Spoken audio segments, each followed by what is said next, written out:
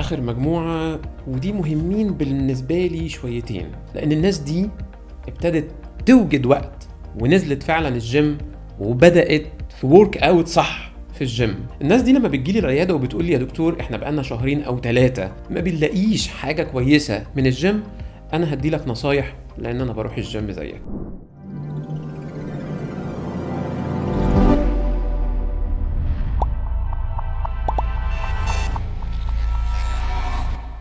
اول نصيحة، لازم كل اسبوع او كل اسبوعين تغير الباترن بتاعك. يعني لو كنت بتلعب عضلة، يعني مثلا بتلعب الفرونت لوحده او الباك لوحده، او بتلعب عضلات البايو تراي لوحدها، الليج لوحدها، ابتدي بعد اسبوعين غير حاجة اسمها بوش وبول وليج. ادي كده اسبوعين. هقول لك الاحسن من كده كمان، ابتدي كل تمرينتين عضل حط معاهم تمرينة فتنس كويسة. صدقني هتلاقي التغيير جذري جدا. ابتديت تنقص وزن كتير جدا، ابتديت تخلص من كوليسترول ودهون متراكمة في الدهون العنيدة بالأخص حوالين البطن وحوالين الخصر، وابتديت تكون كتلة عضلية محترمة. إذا تغيير النمط نفسه في الجيم مهم جدا علشان خاطر عضلاتك ما تزهقش من حاجة معينة، فتبتدي تجين حاجة أحسن وتشوف حاجة أحسن.